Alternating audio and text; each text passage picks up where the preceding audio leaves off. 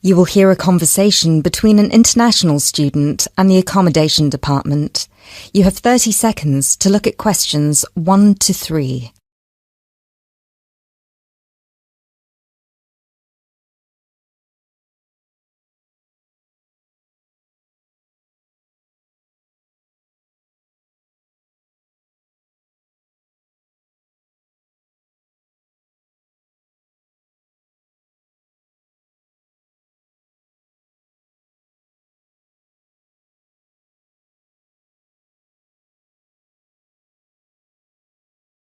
Hello, accommodation department. How can I help you? Do you look after accommodation for international students? Yes, we look after accommodation for all the students. Good. I hope you can help me then. I've only just been accepted onto a postgraduate course, and I want to know if there is any accommodation available from this September. I know it's very short notice. Yes, it is rather late, but I'm sure we'll be able to find you something. First of all, can you give me your name and student number so that I can find you on the system? Sure. My name is Maria Teresa Gonzalez. Maria Teresa Gonzalez. How do you spell that? Gonzalez.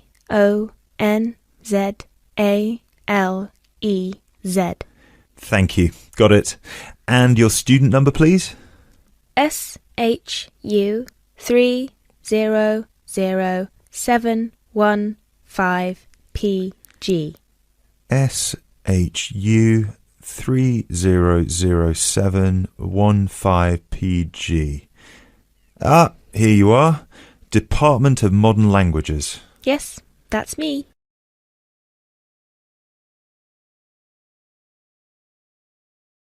You now have 30 seconds to look at questions 4 to 7.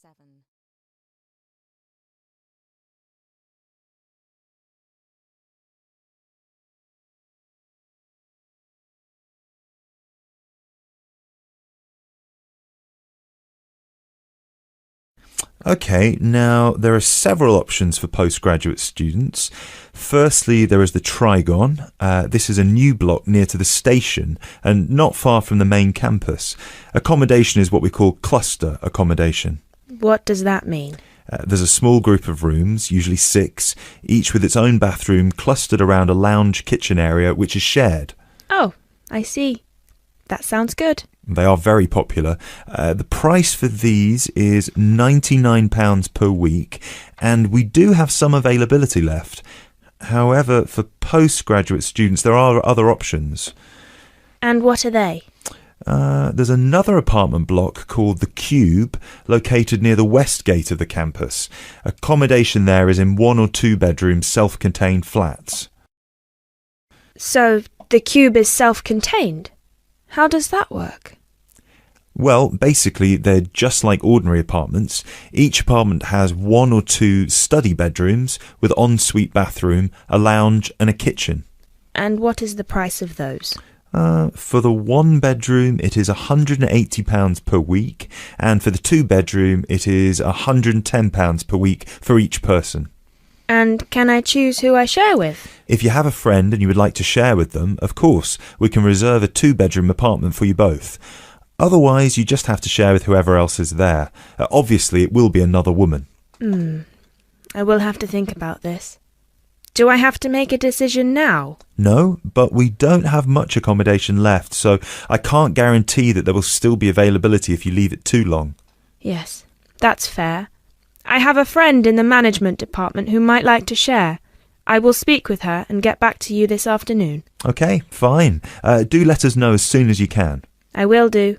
Thanks for all your help. My pleasure. Bye. Bye.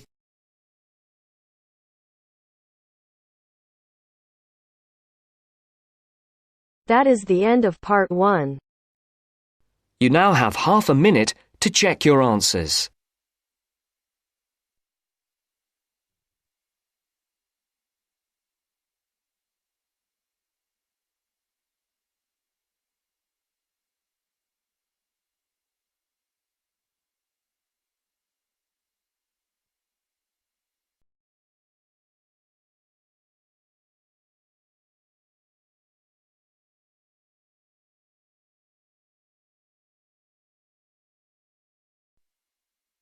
Now turns to part 2.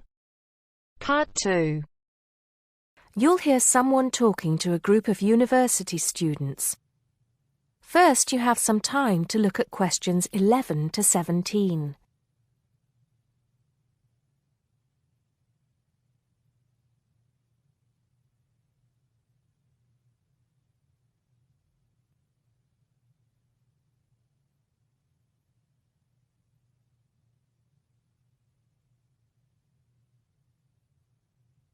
Now listen carefully and answer questions 11 to 17.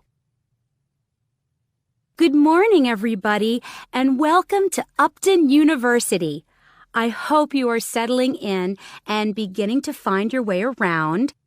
I know how confusing it can be when you start life at university, and that's why we have Freshers Week to help you find your feet. Before I go any further, I should perhaps introduce myself. My name is Sally Jackson, and I am the Secretary of the Students' Union, which has organized this week of events for you. You will usually find me in the office on the first floor of this building when I'm not attending lectures. Anyway, down to business. Of course, there are a few things that you are obliged to get done during your first week here. But once you've opened a bank account, if you haven't got one already, seen your director of studies to discuss which courses you are going to take, and signed up with a doctor, there will be plenty of time left to enjoy the events we have arranged for the week. And have we got a lot lined up for you? Throughout the week from Monday to Friday, every morning starting at 10 a.m., there will be orientation and welfare events. These will include tours of the campus, which, as you have probably noticed, is the size of a small town with 9,000 residential students, as well as sessions on developing study skills. We also have tours of Upton itself arranged for you, with a bus leaving from outside this building every afternoon at 5 o'clock. There are a number of interesting things to do and see in and around Upton, so you can expect visits to the castle and museum as well as the popular Ghost Walk. You'll need to sign up for this one, as numbers are limited. Just put your name on the list on the notice board in the entrance lobby. An important event is scheduled for Monday, that's the day after tomorrow, when we will be holding the academic fair. This is an opportunity for you to speak to students and academic staff about the courses that are on offer. The academic fair starts at 1 o'clock, by the way. There are a couple of other fairs that I think will interest you. First of all, we have the Societies Fair on Tuesday the 16th, which I think is an absolute must. You might not believe it, but the university has over 150 societies and sports clubs you can sign up for, so you are sure to find something of interest to you. That also starts at 1 o'clock, and it will be here in the Union Building.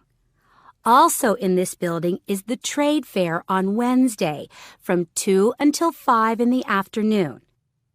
This one might sound a bit strange because you will find a load of banks and other businesses here trying to get your custom.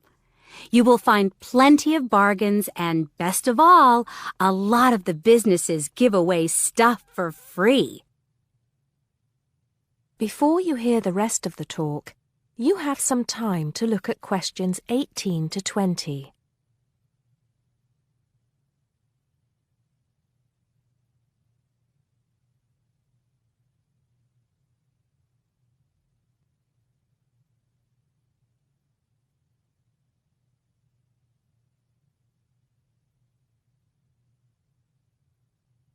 Now listen and answer questions 18 to 20. We've also got a great entertainment program lined up for you, starting tonight with our welcoming party. We have a top band lined up for your entertainment, but I'm not allowed to say who they are. All I can say is that I am sure you will not be disappointed. So come along to Blackmore Hall at 9 o'clock this evening to get your university experience off to a flying start. Just one point. I'm afraid this event is limited to freshers only. Because of space restrictions, you can't bring a friend tonight. Sorry about that. There's more fun and games on Monday in the Cotswold Theater here on campus. We have booked two of the cleverest comedians in the country, Paul Frazier and Jenny Brown, for a 3-hour show. Paul has assured us that he and Jenny have packed the show with new material, and as they always get rave reviews for their shows, I think we can look forward to an evening of great entertainment. That's in the Cotswold Theater on Monday evening at 7:30. Moving along a bit, on Thursday there is an important date for your diaries. This is the official Freshers opening ceremony, when the Dean welcomes you to Upton University. So remember, Thursday the 18th from 2:30 to 3:30 in Blackmore Hall. You certainly should go to this one, and by the way, light refreshments will be available. At the end of the week, on Saturday, you have the chance to dress up in your smartest evening wear for the official Freshers' Ball. Actually, although it's called a ball, it is quite a relaxed affair, so we are more than happy if you turn up wearing jeans and a t-shirt. The important thing is to relax and enjoy yourselves. Time and place are the same as for this evening's party. Blackmore Hall from 9 in the evening to 3 o'clock in the morning. Right. I think I've covered the most important and exciting events we have lined up for you, but there will be plenty of other things going on throughout the week, so remember to check the notice board in the entrance lobby regularly. Enjoy the rest of the day, and I look forward to meeting as many of you as possible this evening at the welcoming party. That is the end of part 2. You now have half a minute to check your answers.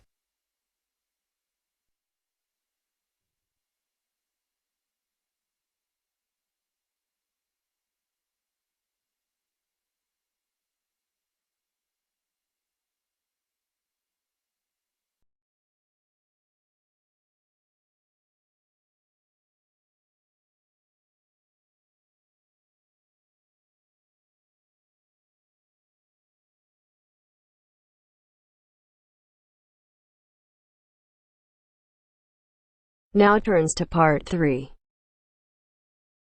Part 3. You will hear a student, Alex, asking his tutor for advice about essay writing. You now have 30 seconds to read questions 21 to 27.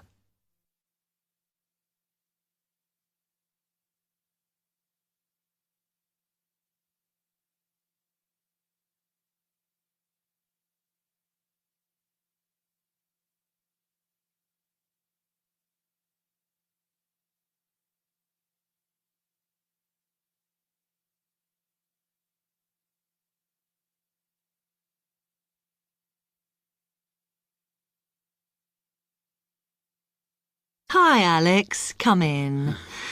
I gather you wanted some help with writing essays. Yes, I'm finding this first term difficult, and I'm worried about the assignments we have to do for January. Well, let me see if I can help. You shouldn't panic about it, because essay writing is a very straightforward process, really. What it involves is organising the information that you want to include. You shouldn't have more than you can easily manage within the word count. Make sure you haven't got too much or anything irrelevant. You need to look at that and work out what you need and what you don't need before you start. And then you just have to think about how you're going to put forward your argument. Oh, that sounds very straightforward when you put it like that. But I'm worried I haven't got the necessary skills for writing an effective essay, because English is my second language. Well, perhaps you misunderstand the skills you need. You need to be able to analyze your data, and then I would say the skills of interpretation and expressing yourself are important. Perhaps it's this last one that bothers you, but the more essays you write, the more you will develop these skills. Yes, and I don't quite know how to improve at that. Though, as you say, I know practice will help. And I need to make sure I've got everything ready before I start. Yes. What is vital to good essay writing is preparation. So make sure you build in enough time to do the research you need. Are there any other sources I can use to help me with essays? Yes. You should go to the library and look through the reference section, because there are books that focus on the style we use in academic writing, and those will help you a lot. The other thing that you should think about is what happens when you've actually written your essay. Too many students just complete their work and hand it in, whereas what you should be doing is making sure that you edit it as thoroughly as possible. Oh, yes, that's a good idea. Then I'd pick up any mistakes and also see if it reads logically. Exactly. The other thing is, again, what a lot of students do is get their essays back, look at the marks, then just file it away. They don't realise that if they checked it through and looked at what the tutor had written, then they can learn from their old essays. Yeah, I can see that's a good idea. So, is that okay? You can always come back to me. You now have 15 seconds to read questions 28 to 30.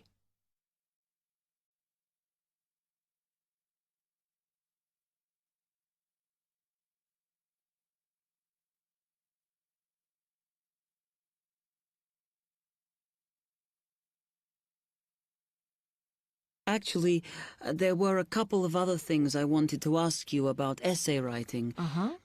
I had a few thoughts of my own about what I should do, such as really taking good notes when I'm reading, because that helps, doesn't it? I think it improves your knowledge rather than your actual writing. But one tip I can give you is to try and not read too much.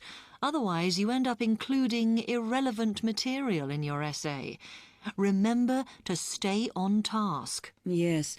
Sometimes I have problems interpreting the questions correctly, or the whole question seems overwhelming to me. What I try to do is highlight the key parts and divide it into smaller chunks so I can manage it. Well, you might find it useful to break it down even further by making sure you understand all the words perfectly before you start. Things like assess or comment and such like. Yes, I see. Sometimes, after an objective analysis, the question actually asks you for a subjective opinion. But you must remember to support your arguments if that's the case. One final comment I can make is about using your own words. You must try to do this as far as possible. You're expected to summarise what you've read, not just string together a list of quotations. In fact, you shouldn't have too many. Just use them where it's really important. Okay, thanks. Do you read other students' essays when you've finished? No. Why? Is that a good idea?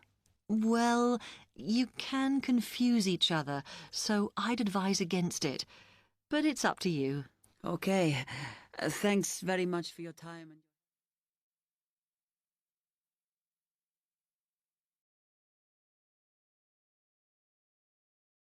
That is the end of part 3. You now have half a minute to check your answers.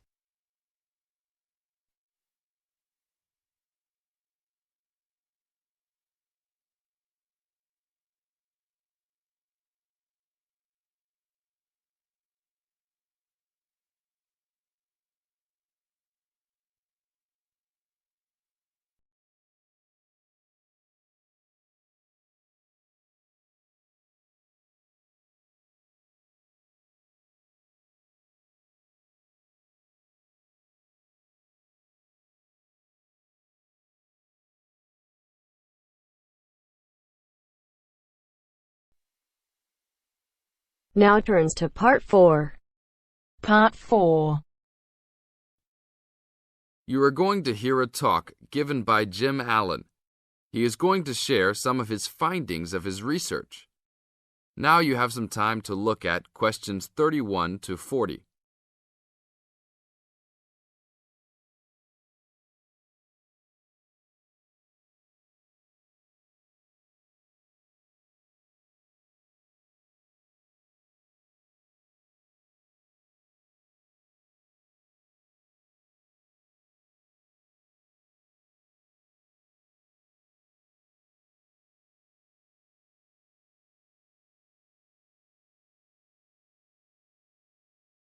Now, listen carefully and answer questions 31 to 40.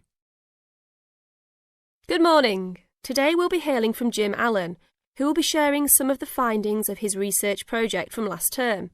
Jim. Thanks. Well, to start with, a little bit of background about the project. As you can see, our title is something that is relevant to everybody in this part of the world: water safety. These days, there's a lot more to water safety because of the increasing number and range of boats and other things people use on public waterways. I'd become interested through reports on radio about the number of incidents involving small powerboats and individual watercraft such as jet skis. It seemed to me that because these craft were essentially recreational and didn't require licenses to use, there was very little opportunity to influence the users towards being safety conscious. So, I decided to make this the focus of the project. For the research, we mainly relied upon talking to people, asking them questions in preference to using a written questionnaire.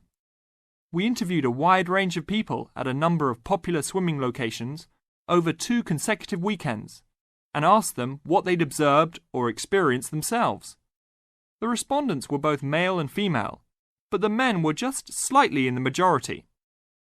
We were pleased with their willingness to talk about the subject, and all told, interviewed 145 people over the 2 weekends. So, what were the findings? As you can see, 86% of people reported having had some type of problem. A surprisingly large percentage, 27%, commented that they had found it necessary to shout at an offending powerboat, but the main type of problem was the deafening sound that some of the boats made. On occasions, this led to swimmers deciding to move to another location. So what strategies did people adopt to ensure their own comfort and safety? Let's have a look at the figures. First, it was noticeable that there were often distinctly different answers between men and women. It was mainly the women, for example, who said they should try to choose places where boats couldn't go, whereas it was usually the men who said you shouldn't have to move if you were there first, so you should shout at them if necessary. Both men and, it was women who said you should call the authorities if the situation gets too dangerous or the powerboat drivers are acting irresponsibly. Then, I had thought it would be mainly women, but both sexes made the point that above all, it's important to get children away from any possible danger. Men were very aware that jet skis could be unpredictable in inexperienced hands. They also made the point that it's much safer to have your car nearby and clearly visible to any watercraft if you're swimming in a relatively remote spot. Finally, wearing visible clothing, men didn't think it was quite as important as women, but both gave it a high safety rating. When we asked them what they thought the government should do to help solve the problem,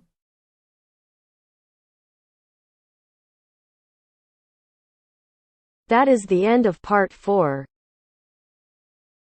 You now have half a minute to check your answers.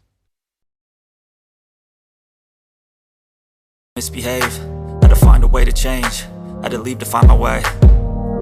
Caught up in a daydream, I beat my mind up there almost daily. It's how I pass time, no opinions safely. It's how I understand what I want in this place.